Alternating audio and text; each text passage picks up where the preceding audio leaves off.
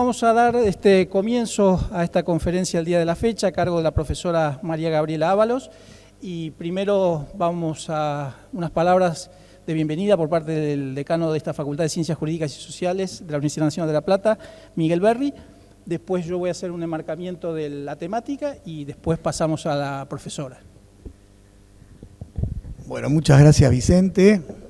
Para mí es un gran honor haber conocido hoy a la doctora Ábalos. Ya la conocía obviamente porque había leído varios de sus artículos respecto del derecho constitucional y el derecho público provincial y municipal. Para nosotros, como Facultad de Ciencias Jurídicas y Sociales de la Universidad de La Plata, es muy importante recordar los 25 años de la Reforma Constitucional de 1994, que ha tenido o ha traído grandes progresos y luego ha tenido también algunas críticas. Dentro de los progresos que tiene esa reforma constitucional, además de la participación que aparece en los derechos de incidencia colectiva o las novedosas formas de la iniciativa popular, la consulta, etcétera, uno de los aspectos esenciales de esa transformación ha sido el federalismo en materia tributaria, en materia de coparticipación y en materia de reconocimiento de la autonomía municipal, donde la doctora María Gabriela Ábalos ha trabajado mucho y en profundidad, cosa que queremos reconocerle hoy.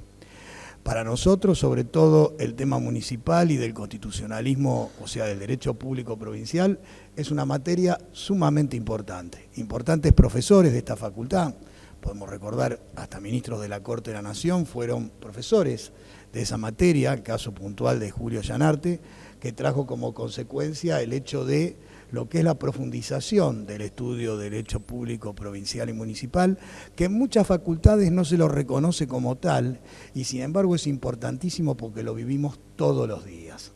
En estas circunstancias, hoy hablábamos con la doctora y recordábamos lo que es la Constitución de Mendoza de 1916, que tenía, digamos, contenidos del Estado social previos inclusive a la Constitución de Querétaro, con lo cual para nosotros es muy importante haberla recibido, como haber recibido al doctor Hernández los otros días, que lo trajo el doctor Reca, hoy que Vicente presente a la doctora Ábalos, y le vamos a dar una distinción de visitante ilustre para nuestra facultad y el símbolo de nuestra facultad, que es la hoja de roble. María Gabriela. Un gustazo.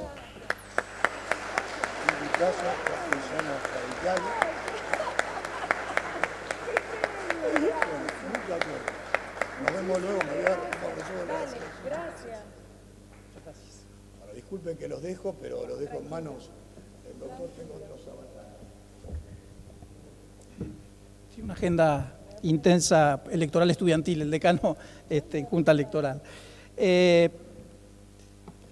La doctora Gabriela Ábalos tiene una intensa y dilatada trayectoria, simplemente los aspectos más fundamentales de su currículum, en el cual es doctora en Ciencias Jurídicas y Sociales de la Universidad Nacional de Cuyo, magíster en Magistratura y Gestión Judicial de la Universidad de Mendoza, profesora por concurso de Derecho Constitucional y Derecho Público Provincial y Municipal en la Universidad de Cuyo, es especialista en docencia universitaria, participó en numerosos artículos, libros y obras vinculadas al derecho municipal y al derecho constitucional.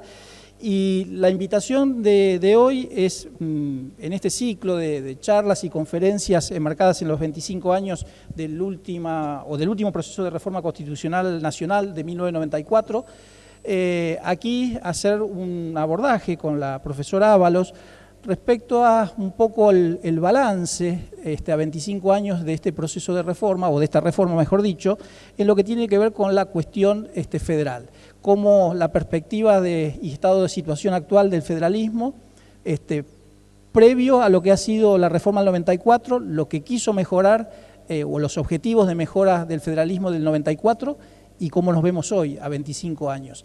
Y un poco la charla y la conferencia de hoy ronda sobre estos aspectos. Así que agradeciendo que se haya trasladado hasta aquí a La Plata, es un gusto recibirla y bueno, la escuchamos.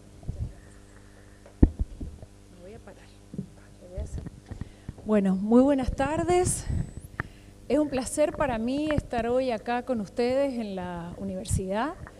mi especial agradecimiento a los dueños de casa por esta invitación, por permitirme compartir con ustedes en este ciclo de conferencias un tema puntual de la reforma del 94. Mi especial agrado por estar aquí es porque vengo a la cuna de padres, de profesores de Derecho Constitucional y Derecho Público que han iluminado toda mi carrera. Estar en la universidad que nacionalizó Joaquín B. González y después tener en estas aulas el espíritu de Tomás Diego Bernard, por ejemplo, más el resto de profesores que hoy están con ustedes físicamente, supone que para los que hacemos Derecho Público, esta universidad tiene una importancia muy, pero muy grande. De ahí que me siento honrada de poder estar aquí compartiendo con ustedes. Además, un dato de color personal.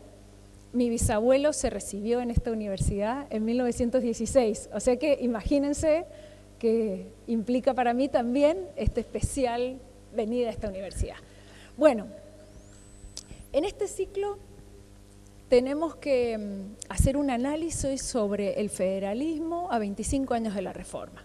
Les cuento que les he traído un PowerPoint con material adicional a disposición de ustedes para todos aquellos que les interese o que les pueda resultar importante este tema, tienen para consultar.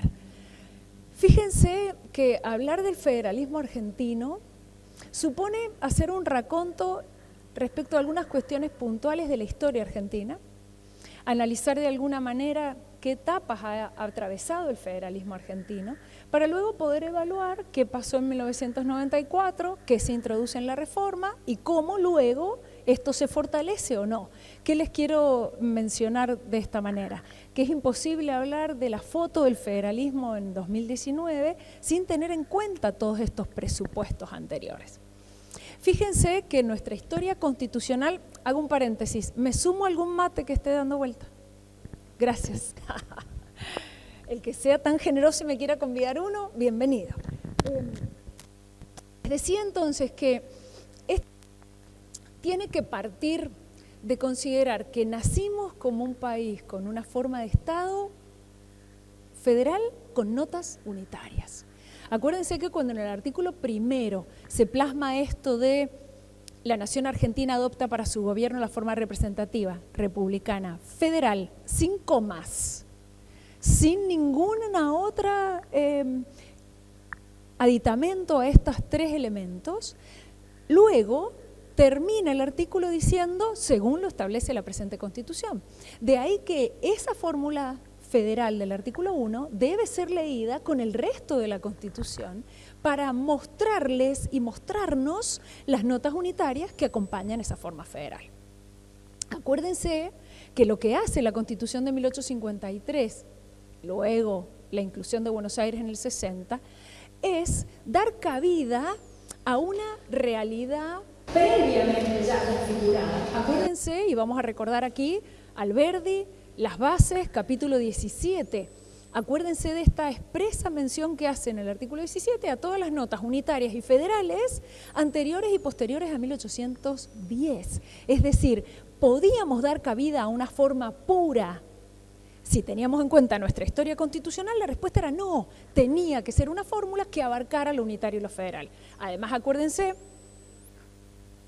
que el enfrentamiento entre Buenos Aires y las provincias llevó a que tanto en 1853 como en 1860, fruto de conflictos, nuestra Constitución en el 53 y luego la reforma del 60 no fue pacífica en términos de, termina siendo el resultado de vencedores versus vencidos. Fíjense, devuelvo el mate, gracias. Fíjense entonces que la Constitución de 1853 marca un sesgo en el federalismo argentino con notas mucho más unitarias que lo que después en 1860 va a concebirse. En el 53 las provincias tienen que enviar sus constituciones al Congreso para su aprobación. Fíjese qué nota de control político en manos del Congreso, mostrando la subordinación de las provincias a la nación. Acuérdense que los gobernadores provinciales estaban sometidos al juicio político en manos del Congreso. Fíjense, notas de centralismo que combinaban en esa fórmula federal del artículo 1, el según lo establece la presente Constitución. De paso, una nota provincial Mi provincia, la provincia de Mendoza, fue la primera que envió su constitución al Congreso para ser aprobada. La primera, en 1854, en base a un proyecto de Alberdi, que también, además de las bases y puntos de partida para la Constitución Nacional, elaboró un proyecto para la Constitución de Mendoza. Dentro de su libro, El Derecho Público Provincial y Municipal, hay un apéndice que es el proyecto de Constitución para Mendoza. Fíjense entonces que de este federalismo con notas unitarias muy presentes, la inclusión de Buenos Aires en 1860, y acuérdense aquí la célebre disputa o discusión entre Alberdi y Sarmiento en términos de si la influencia en el federalismo argentino era norteamericana y fuertemente norteamericana versus un Alberdi que entendía que nuestro federalismo, además de, por supuesto, tener en cuenta elementos del federalismo norteamericano, rescataba estos antecedentes locales. Y en 1860, entonces, les decía, la reforma con la inclusión de Buenos Aires federaliza más nuestra Constitución. Por ejemplo, quita este control político en relación con las constituciones provinciales, de la misma manera que en función de los gobernadores, además de todo el debate que introduce en relación con las aduanas y con la aduana exterior con el puerto de Buenos Aires. Fíjense que en el caminar del federalismo argentino, quiero mostrarles cómo este federalismo argentino tiene que tener un análisis en torno a las cláusulas constitucionales respecto al federalismo político-institucional y las cláusulas constitucionales respecto al federalismo fiscal. Porque no podemos analizar solamente las cláusulas constitucionales que nos marcan la descentralización del poder como definición de todo Estado federal, sin tener en cuenta también cómo fue el diagrama constitucional y cómo ha sido la práctica nuestra, la que hemos sabido concebir en materia económico-financiera. Fíjense que desde lo político-institucional, las provincias tienen, en el marco del federalismo argentino, la autonomía en términos institucionales, políticos, administrativos, económico-financieros, en una lectura que podríamos asimilar a lo que luego va a ser la autonomía municipal. En esta línea, recuerden ustedes que si alguno a su vez se interesa por estos temas, ya les adelanto que el derecho público provincial muestra un riquísimo panorama en torno a el ejercicio de las autonomías provinciales. Acuérdense que las provincias, incluso antes de 1853, en el interregno de ausencia de gobierno nacional entre 1820 y 1853, varias provincias argentinas dictaron sus propias constituciones, empezando por Santa Fe en 1819. ¿Qué quiero mostrarles? Que en lo que hace al reconocimiento dentro del federalismo argentino de la autonomía provincial, las provincias antes del 53 inician procesos constituyentes propios y después de 1853 obligadas por el artículo 5. A su vez, en este movimiento constitucional provincial vamos a advertir distintos periodos en lo que hace al ejercicio de su poder constituyente. Recordemos a su vez que ingresando en el siglo XX, asumamos un siglo XX con 6 gobiernos de facto, con una discontinuidad constitucional tan importante que a la hora de evaluar la salud de nuestro federalismo, nos chocamos con la realidad de discontinuidades constitucionales que borraron, además de otros aspectos constitucionales, cualquier intento de descentralización. Fíjense que en el caminar del federalismo argentino, podemos citar a Pedro Frías, que desde Córdoba planteaba que en mediados del siglo XX, que a partir de, por ejemplo, el acuerdo Santa Fe Entre Ríos para la construcción del túnel subfluvial, por ejemplo, a partir de la creación de la Comisión Federal de Impuestos, a partir de ciertos hitos que marca Pedro Frías, puede construirse, en su opinión, durante este siglo XX, con la contaminación de los gobiernos de facto, pero a pesar de ello, un federalismo de concertación, un federalismo donde comienza a aparecer la intención nación-provincia de acordar ciertos aspectos que hacen a sus ámbitos competenciales. Fíjense que el retorno a la legalidad institucional en 1983 marcó de nuevo la vigencia plena del texto constitucional y a partir de ahí las provincias fueron las que comenzaron movimientos de reformas constitucionales mucho antes que la Constitución del 94. Fíjense que a partir de la provincia de San Juan, abril de 1986, 13 provincias argentinas reforman sus textos constitucionales antes del 94. Y en estas provincias que comienzan las reformas constitucionales, ¿saben que aparecen cláusulas en defensa de lo democrático y de lo federal?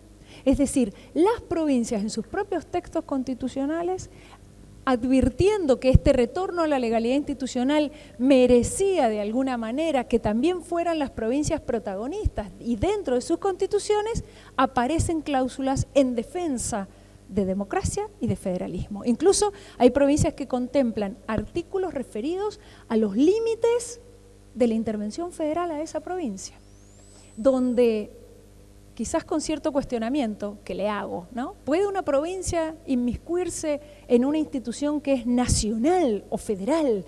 Porque quien define una intervención federal y las atribuciones del interventor son las autoridades nacionales, nunca las provinciales. Pero aún así las provincias delimitan, por ejemplo, una intervención federal a la provincia, si no indica que incluye al orden municipal, el orden municipal está fuera de la intervención federal. Bien, coherente en términos de la interpretación federal debe interpretarse en forma restrictiva, solamente aplicable, y en este caso sería, al ámbito provincial al cual está expresamente delineada. Entonces, fíjense, a partir de 1986, provincias que comienzan sus procesos constituyentes y llega la reforma del 94. Y aquí, en materia de federalismo, vamos a distinguir, como les dije, primero lo político institucional y luego lo fiscal. ¿Qué introduce la reforma del 94 en materia federal desde lo político institucional? Primer punto que introduce, la ley de necesidad de reforma. Acuérdense, uno de los objetivos claves, fortalecer el federalismo. Esto ya supone, en mi opinión, que cualquier cláusula de la Constitución Nacional que hoy leamos e interpretemos tiene que ser a la luz de ese principio rector, fortalecer el federalismo. Tiene que ser a la luz de interpretar las cláusulas constitucionales cumpliendo el objetivo del convencional constituyente. Es decir, si analizamos cualquier artículo de la Constitución, no debería interpretarse en desmedro del federalismo, en desmedro de las provincias, porque justamente fue el objetivo de la reforma del 94, objetivo que hoy subsiste en la interpretación de ese texto constitucional. ¿Qué es lo que establece en materia federal? Desde lo político institucional. Primero, descentralización territorial. Acá avanza con dos descentralizaciones muy importantes.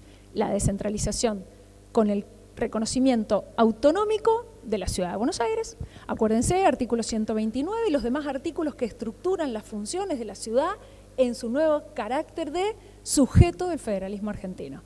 Hay un montón de obras publicadas sobre esto. Les recomiendo un clásico para mí, el libro de Guillermo Barrera Buteler, profesor de Córdoba, actual decano de la Nacional de Córdoba, que se denomina Nación y Provincia, donde hace un análisis para mí muy interesante de esta nueva configuración de la Ciudad de Buenos Aires como un nuevo sujeto del federalismo argentino. Es decir, federalismo argentino que nace dual, nación y provincia, que después del 94 se transforma en tripartito en términos de incluir una descentralización más, la de la Ciudad de Buenos Aires. Y a esta descentralización se le suma una cuarta descentralización, que es la autonomía municipal. Acuérdense que en materia de autonomía municipal teníamos décadas de debate doctrinario y jurisprudencial en torno a interpretar la cláusula del artículo 5 que exigía a las constituciones provinciales asegurar el régimen municipal. Ese régimen municipal, les diría que desde fallos como Doroteo García de 1898 en adelante, dio lugar a doctrina y jurisprudencia en torno a si ese régimen municipal debía interpretarse con carácter de autonomía o de autarquía, es decir, capacidad para dictar la propia constitución municipal o bien está regida por una ley de la provincia. Fíjense que la reforma del 94 viene a resolver una cuestión doctrinaria y jurisprudencialmente en debate y exigir a todas las provincias un elemento más. Condiciona el poder constituyente provincial con un elemento más, reconocer esa autonomía municipal, aunque luego deja librado a cada provincia el diagrama de esa autonomía.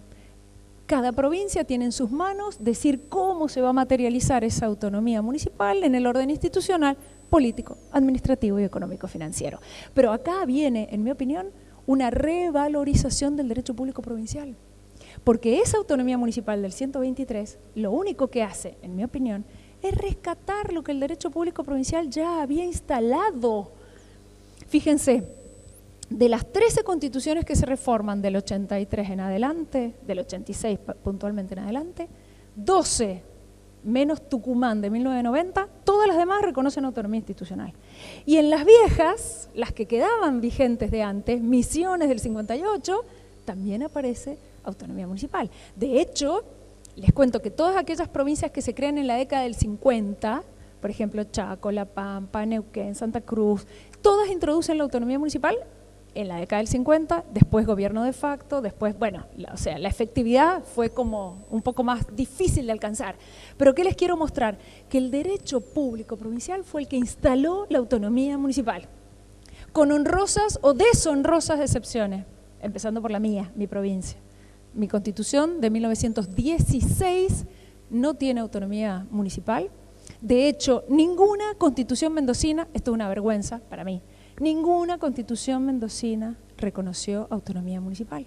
Cuando otras provincias sí, acuérdense, Santa Fe, 1921, autonomía municipal, 2 cartas orgánicas, por supuesto, de las 2 ciudades más importantes, Santa Fe y Rosario. Convención Constituyente Cordobesa de 1923, autonomía municipal. Mendoza, Constitución del 16, que actualmente nos rige, sin autonomía, y ninguna otra constitución mendocina con autonomía municipal. Y en este acompañar de omisiones inconstitucionales está la provincia de Santa Fe, hoy provincia de Santa Fe, 1962, sin autonomía, y esta, la provincia de Buenos Aires, que reformando su constitución un mes después, poniéndola en vigencia, porque la discuten contemporáneamente con la Constitución Nacional, no logran, por lo que hoy bien explicaba Vicente, en términos de ley de necesidad de reforma y la mayoría agravada para definir el régimen municipal, no logra dar cumplimiento al artículo 123. Esto supone 3 provincias abiertamente en contra de la Constitución Nacional, 3 provincias que violan la supremacía constitucional. 3 provincias que no pueden continuar en esa omisión inconstitucional. Lo digo primero por mi provincia, que estamos en deuda con el 123. Fíjense entonces, reforma del 94, descentralización del poder, autonomía de la ciudad, autonomía municipal. 20 provincias que reconocen con sus matices autonomía municipal, 3 que no lo hacen. Segundo elemento de la reforma del 94, ámbito competencial. ¿Qué hace la reforma del 94? Y se los puedo dividir en facultades compartidas, concurrentes, facultades propias de las provincias, diagrama del poder en relación con el federalismo. ¿Qué hace la reforma del 94 como elemento para fortalecer el federalismo, además de descentralizar el poder? Lo que hace es aumentar el ámbito de competencias donde nación y provincia tienen injerencia en el ejercicio de las mismas. Acuérdense cuando estudiaban que habían facultades concurrentes y compartidas. En ambas se requería la intervención de nación y provincia de distinta manera. En las concurrentes, cada ámbito, nación o provincia, ejercía esa atribución dentro de su respectiva jurisdicción. Por ejemplo, después del 94, contribuciones indirectas pueden crearlo, internas, pueden crearlo tanto nación como provincia, pero también amplía las facultades compartidas, donde hace falta que nación y provincia ejerzan esa atribución al mismo tiempo. Por ejemplo, antes del 94, que todavía subsiste, la configuración de la capital federal requiere la ley del Congreso y la ley de la legislatura provincial que lleve a cabo la cesión de ese territorio a federalizarse. ¿Qué hace la reforma del 94? Por ejemplo, lo que tiene que ver con medio ambiente, que ahí aparece una figura nueva, donde hay una complementariedad, la nación fija los presupuestos mínimos, las provincias todo lo demás, lo complementario, en materia de consumidores y usuarios, en materia de la nueva cláusula del progreso de la reforma del 94, 75 inciso 19, el desarrollo económico, el progreso humano, la generación de empleo, todo el nuevo proyecto de la generación, en el caso de la generación de 1853-60, en el 75 inciso 18 y del 94 en el 75 inciso 19, donde las provincias y la ciudad autónoma tienen injerencia en el ejercicio de esa facultad concurrente. Pero luego aparecen las nuevas atribuciones para las provincias, comillas. ¿Por qué comillas? Porque la Constitución se encarga de formalizar atribuciones en cabeza de las provincias. Por ejemplo, crear regiones, suscribir convenios internacionales, les reconoce la propiedad originaria de los recursos naturales, pero estas se tratan de atribuciones creadas por la nación para las provincias, de ninguna manera. Si la regla sigue siendo que las provincias conservan los poderes no delegados a la nación, esas atribuciones, aunque no estuviesen expresamente en el texto constitucional, estaban en manos provinciales. Ahora lo que hace la reforma del 94 es materializarlo formalmente en el texto constitucional, pero no quita que antes de ello las provincias no hubiesen podido crear regiones.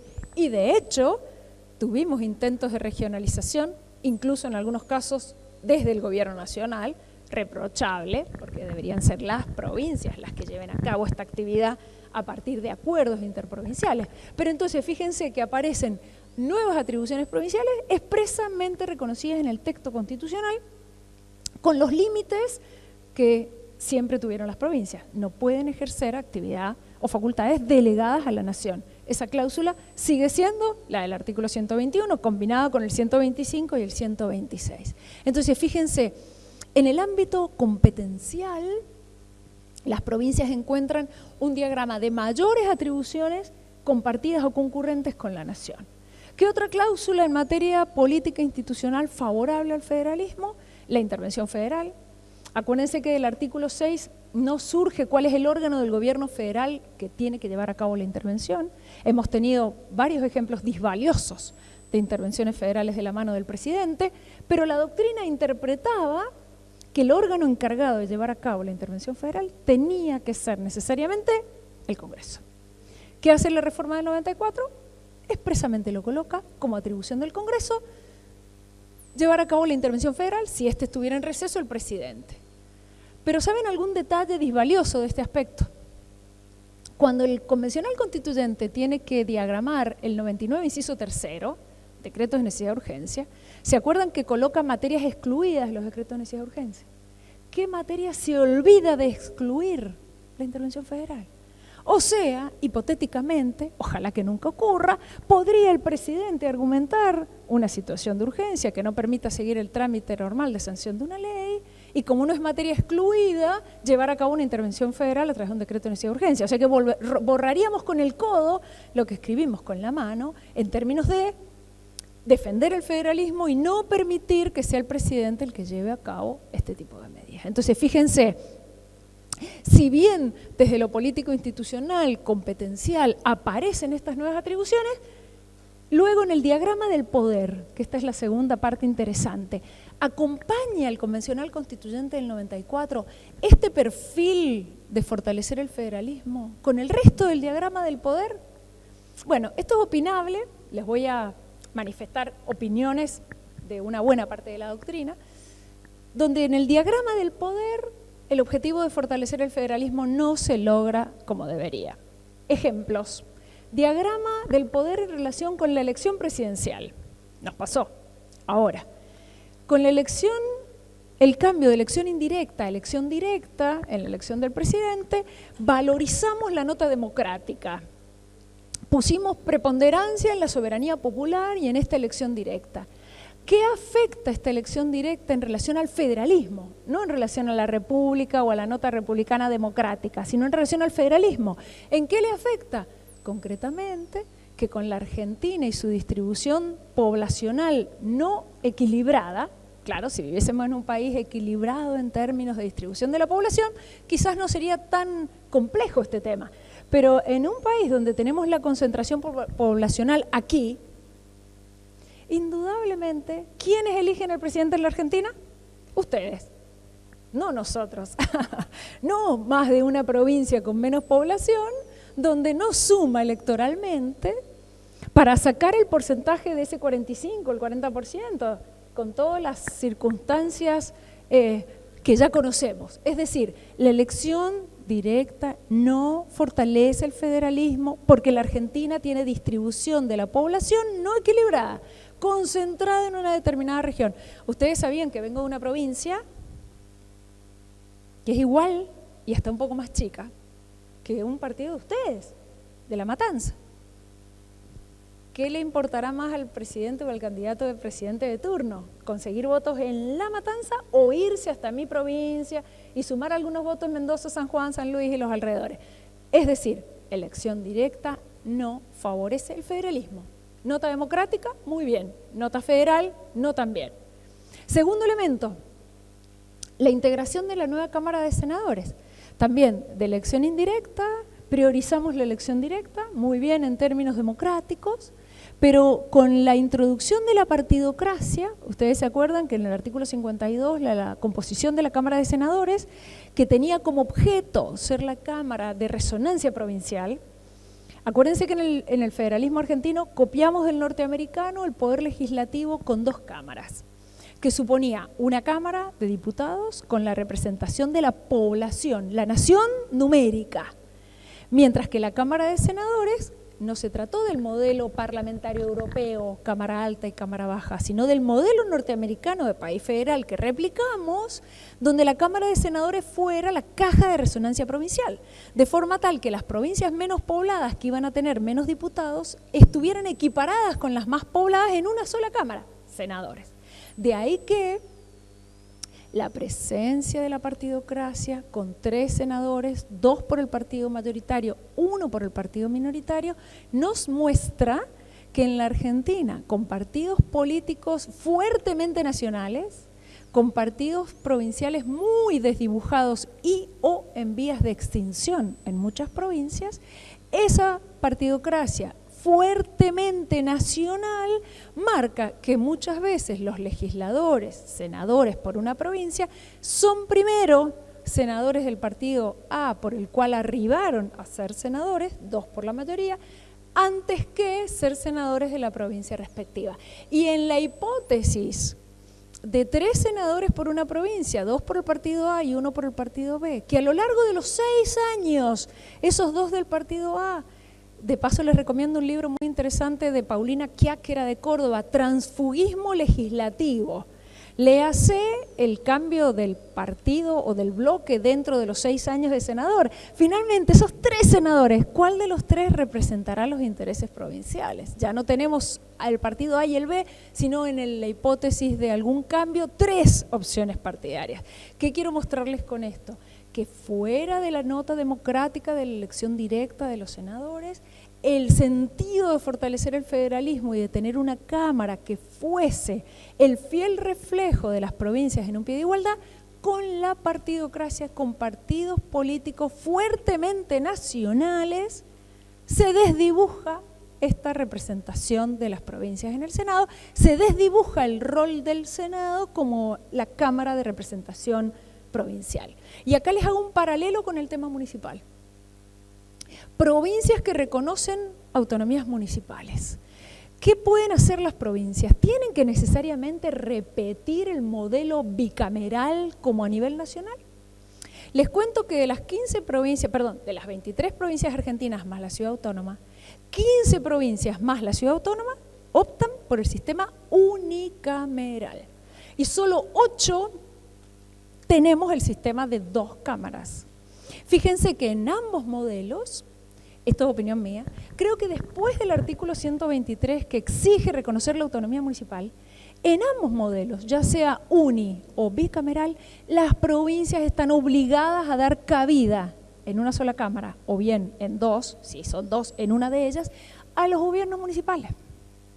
Porque creo que tenemos que ser conscientes que la autonomía municipal, impuesta desde la Constitución Nacional, supone descentralización del poder dentro de una provincia y exige que esos gobiernos municipales formen parte y participen y decidan políticas provinciales que los pudieran afectar, de la misma manera que las provincias participan en el Senado. De ahí que en la opción unicameral o bicameral, las provincias tienen que pensar el diagrama de representación municipal.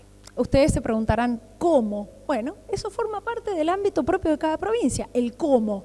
Lo que quiero plantearles, por lo menos en opinión mía, que tiene que haber después del 123 no solamente un reconocimiento de autonomía municipal per se, sino la participación directa de estos gobiernos municipales en la Cámara de Senadores si es bicameral o, como hace Córdoba, por ejemplo, la representación en una sola Cámara partida.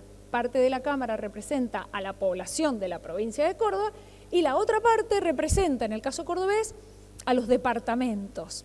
Bueno, acá les hago un agregado. Yo creo que eso tampoco es suficiente, porque no siempre el departamento se corresponde con los gobiernos municipales. Creo que debemos hilar más fino y debatir con más profundidad el tema, de forma tal de permitir no solamente la idea departamental, sino alguna forma de participación municipal, quizás en una integración regional, pero dentro del Poder Legislativo Provincial. Esto va para todo otro seminario, así que no me quiero extender, pero les dejo la idea. Seguimos en esta línea. Diagrama del poder, dijimos. Ejecutivo, elección directa, senador con la partidocracia introducida, intervención federal donde se acrecientan las atribuciones del presidente con decretos de necesidad de urgencia. Fíjense cómo en este presidente, donde la nota federal está más debilitada, sí la nota democrática, no la nota federal, a su vez la reforma del 94 que tenía como cometido justamente fortalecer el federalismo y atenuar el presidencialismo, en lugar de ello, opinión mía también, trastoca, da vuelta a los calificativos y entonces fortalece el presidencialismo, porque el Poder Ejecutivo después del 94 tiene en sus manos herramientas legislativas, decretos de necesidad de urgencia, decretos delegados, promulgación parcial de leyes. Este presidente que desde lo federal tiene menos representación federal que con la elección indirecta, a su vez tiene más atribuciones que las que tenía en el 53. Ese mismo presidente menos federal, con más atribuciones, donde las provincias no tienen parte. Y un elemento extra Constitución. Las provincias, ¿cómo controlan esas atribuciones presidenciales nuevas después del 94? A través de la participación en la Comisión Bicameral Permanente y la aprobación final en el Congreso. Opinión mía, la ley que lo regula, 26.122, en mi opinión, altamente criticable, porque en lugar de pensarse una ley que vaya a controlar al Ejecutivo frente a una facultad excepcional, es una ley absolutamente contraria, al revés, es amplia. Basta con que una Cámara apruebe el decreto y la otra la deseche, o con que una Cámara la deseche para que el decreto siga vigente. Solamente el control existe si ambas cámaras se ponen de acuerdo y lo rechazan. Es decir, pareciera que el principio fuese al revés. En lugar de ser el Congreso el que tiene que controlar y ante un rechazo cae el decreto, la norma lo interpreta al revés. Fíjense entonces que lo político institucional, bien por la descentralización territorial, bien por las atribuciones nuevas para provincias en relación con la nación, no también, en mi opinión, en el diagrama del poder, que no acompaña la misma lógica federal. Y segundo gran bloque, federalismo fiscal. ¿Cómo se manifiesta en la reforma del 94 el federalismo fiscal? Porque acuérdense, lo decía Alberdi, no hay gobierno, no hay Estado sin tesoro, no podemos pensar en un gobierno que no tenga recursos propios. Acuérdense que cuando Alberdi diagrama en su sistema económico y rentístico y nos explica la distribución de competencias entre nación y provincia, queda claro en ese primer momento, en 1853, que el constituyente pensó en dos ámbitos del poder, nación y provincia, cada uno con sus respectivos fondos propios, con sus fuentes de recursos propios. Acuérdense que el federalismo fiscal argentino inicialmente suponía separación de fuentes, es decir, a la nación solo los recursos económicos financieros delegados por las provincias. Acuérdense, solamente las provincias se desprendieron del gran recurso, las aduanas, después cuando ingresa a Buenos Aires, del puerto de Buenos Aires, las provincias de las aduanas interiores, porque entendieron que ese era el recurso más importante que cedían en pos de una unión nacional. Fuera de ello, las contribuciones indirectas provinciales, las contribuciones directas provinciales y solo excepcionalmente de la nación cuando la seguridad, la defensa y el bien general del Estado lo exigieran. Fíjense que en el diagrama originario no había necesidad de ley y convenio de coparticipación entre nación y provincia, porque cada ámbito de actuación, provincia por su lado, nación por el suyo, tenían sus propios recursos para generar. Claro, las crisis económicas e institucionales argentinas, que conocemos hace mucho tiempo, generan los cambios. 1890, 1930. 1890, crisis importantísima que genera la creación por parte de la nación de impuestos internos indirectos, impuestos al consumo, convalidados luego por la Corte Federal, en el caso Mataldi, como facultad concurrente. Es decir, las provincias que eran las titulares originarias de las contribuciones indirectas ceden en la concurrencia con la nación. Bueno, si a alguno le interesa la disputa en el Congreso entre el ministro Terry y Mansilla, se los recomiendo, porque esto que estamos hablando ahora ya se dijo a fines del siglo XIX, de cómo las provincias tenían que defender sus propios recursos y de alguna manera la nación, sabedora de ello, la crisis económica, justificaba este avance. Vieron que muchas veces las justificaciones transitorias en la Argentina tienden a quedarse. Lo transitorio aparece como algo que va a retirarse en algún momento y permanece. Segundo supuesto de crisis, 1930, donde acá lo que hace la nación es avanzar en relación con las contribuciones directas. Impuesto a los réditos, creado en principio temporalmente, pero finalmente termina creándose en 1972 la ley de impuesto a las ganancias como una norma permanente.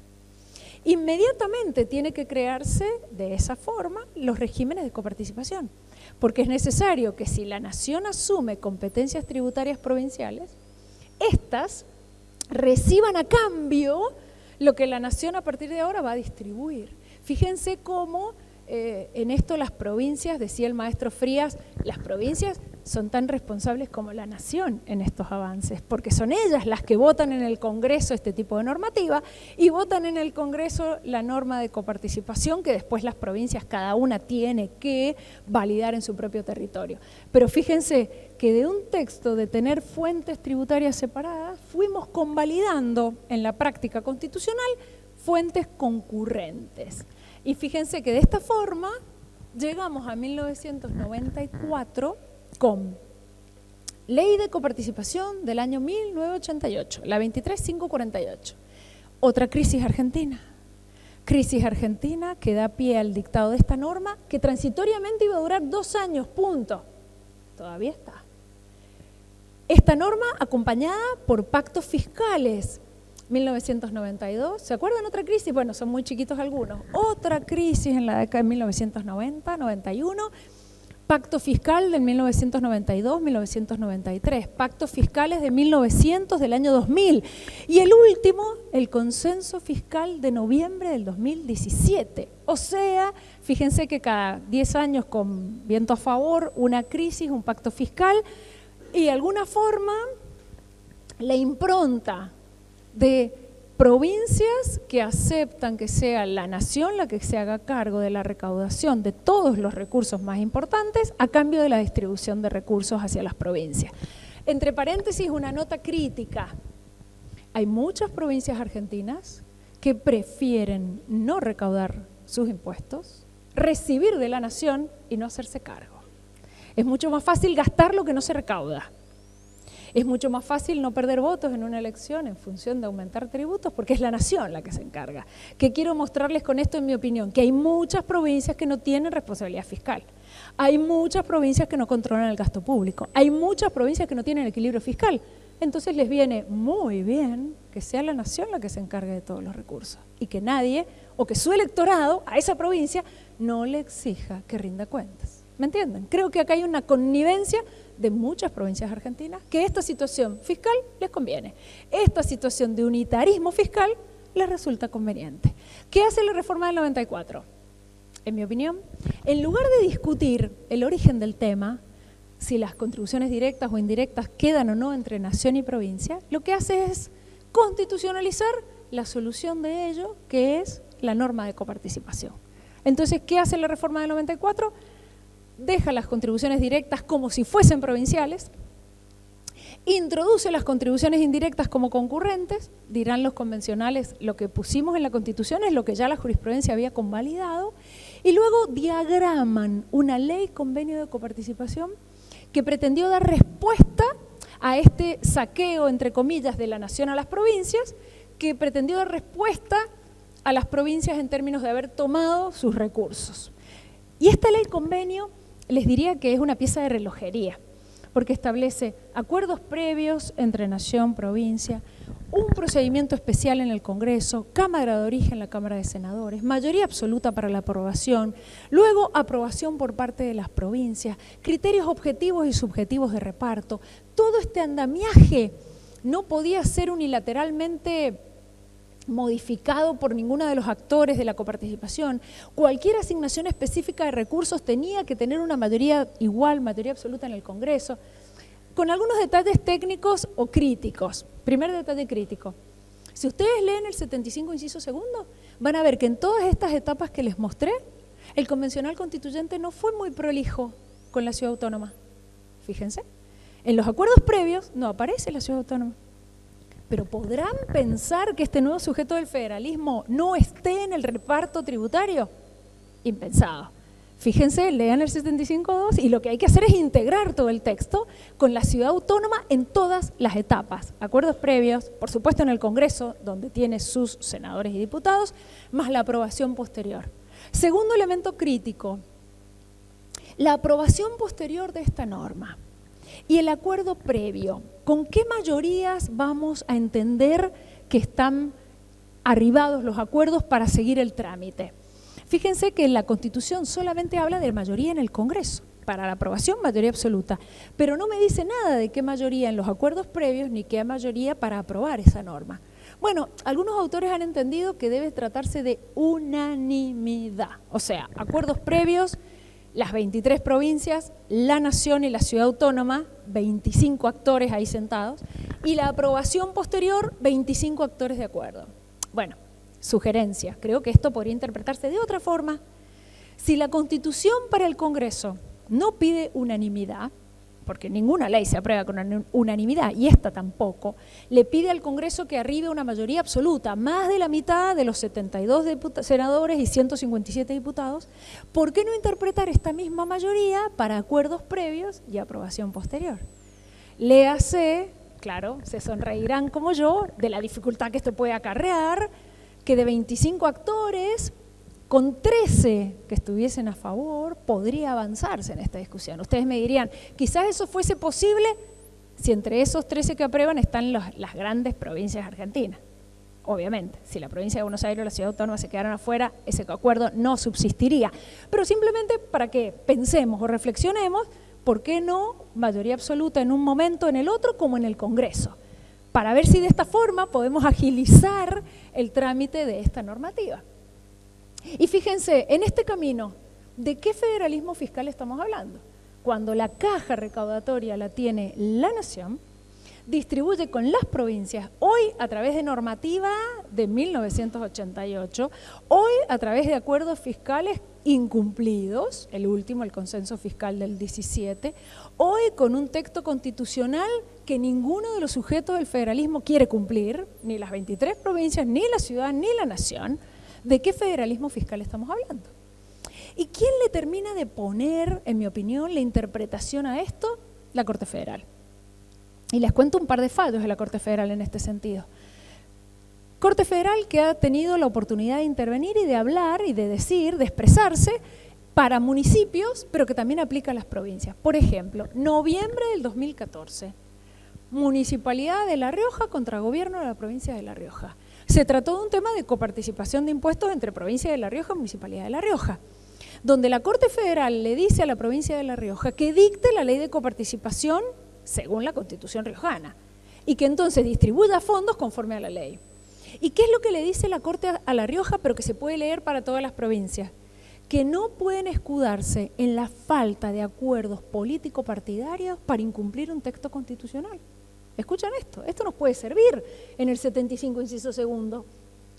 No puede escudarse una provincia, y en este caso sería, no puede escudarse la nación, las provincias y la ciudad, que no pueden arribar a los acuerdos político-partidarios para dictar la ley de coparticipación. Eso le dice la Corte a La Rioja, obligándola a cumplir con el texto constitucional.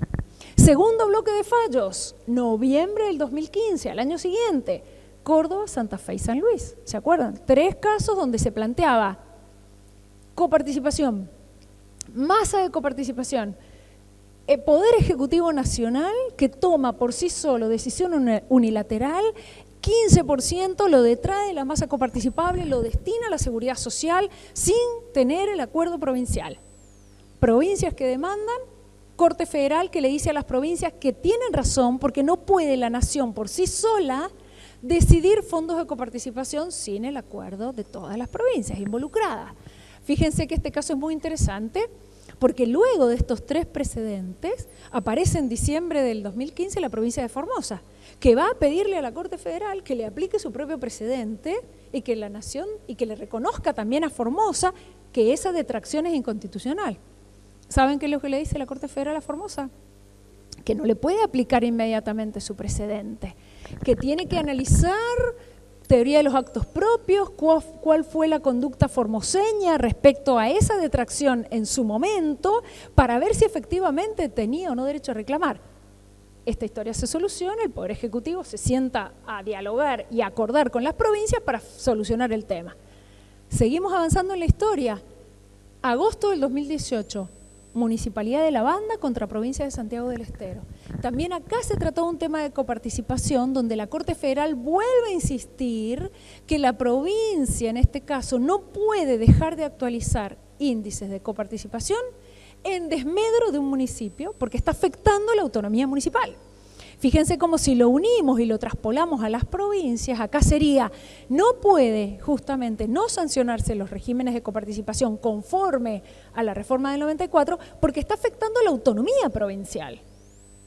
Y 2 casos últimos de este año, 2 de julio de este año, Telefónica Móvil, Telefónica Argentina contra Municipalidad de General Güemes en Salta, y 1 de octubre de este año, la medida cautelar de Provincia de Entre Ríos contra Estado Nacional.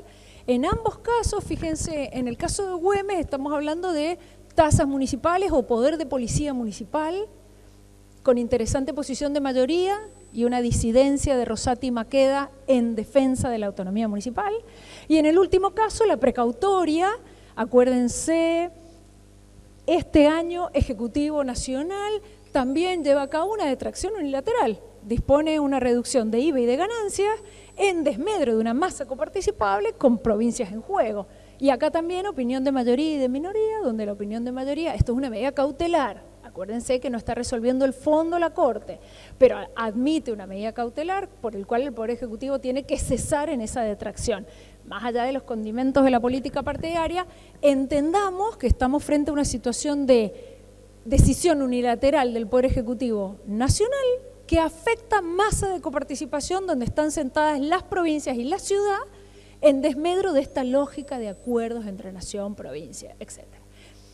Para finalizar y abrimos el debate, aspectos claves de la reforma del 94, en mi opinión, deudas pendientes de la reforma del 94. Un aspecto clave, en mi opinión, es volver a revalorizar la Cámara de Senadores como la Cámara de Representación Provincial. Volver a confirmar que la Cámara de Senadores tiene que asumir el rol fundamental en estos términos. Con una explicación, con varias explicaciones. Una primera, ¿quién es el intérprete de la Constitución? ¿Quién es el primer intérprete del texto constitucional? Es el Congreso. El Congreso que materializa la Constitución a través de la legislación infraconstitucional. Es el Congreso el primer intérprete de la Constitución, traduciendo la Constitución en leyes.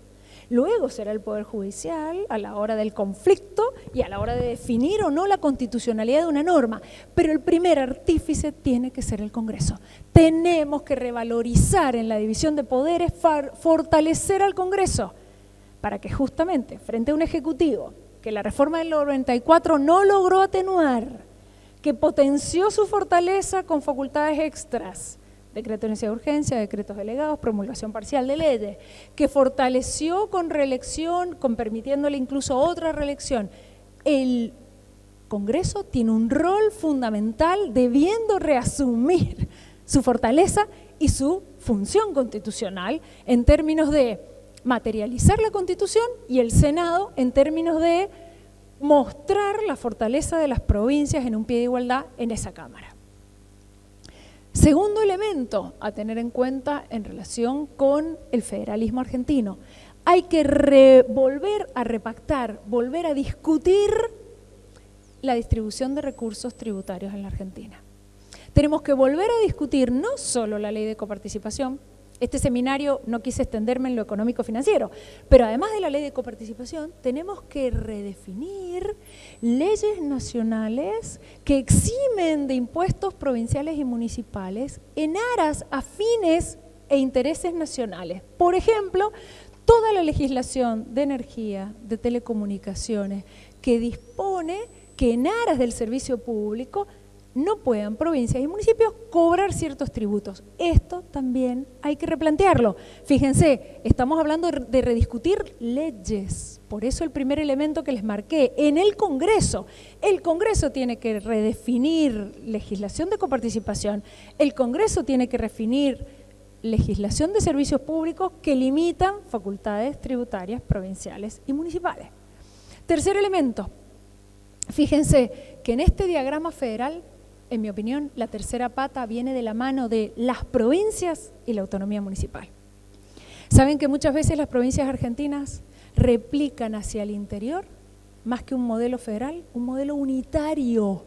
Las provincias se quejan del trato unitario de la nación y replican para con sus municipios el mismo modelo o aún más centralizado. La tercera pata, en mi opinión, en el fortalecimiento federal, viene de la exigencia de las provincias a que sean federales de cara a sus gobiernos municipales.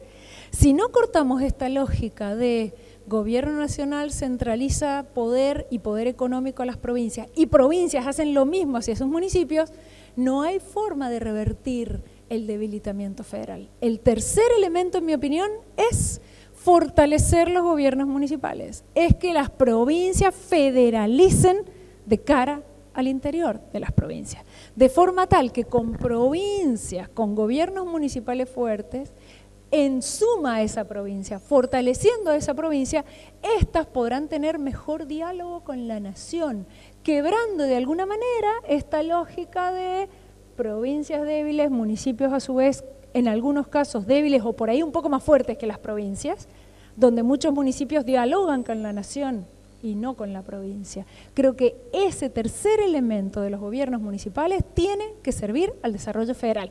Y para terminar, dos fallos de la Corte emblemáticos en estos temas. Uno reciente, en estos fallos que les mencioné, por ejemplo el de La Rioja del 2014, la Corte hizo expresa mención a que el diseño federal tiene como base la organización municipal autónoma.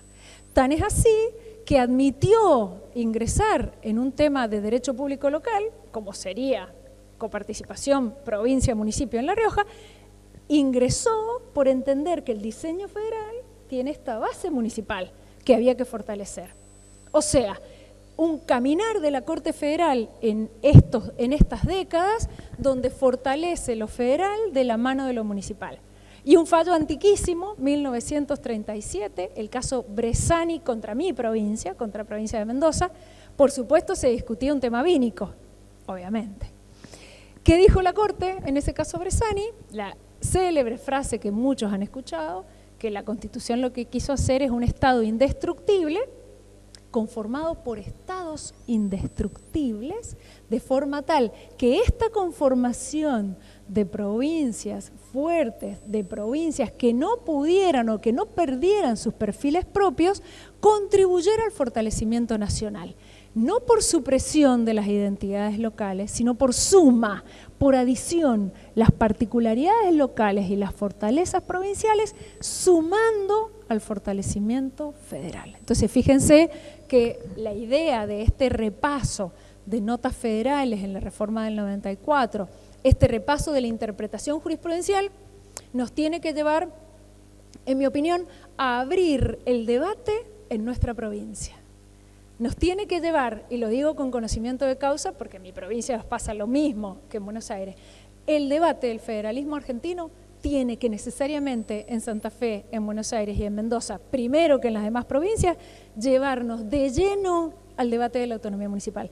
Quizás cuando empecemos a destrabar este tema, estaremos más fuertes en el diálogo nacional. Indudablemente, bueno, creo en eso, pero en definitiva, lo federal en Buenos Aires nos tiene que llevar necesariamente a replantearnos el tema municipal. Bueno, muchísimas gracias. Abrimos el debate.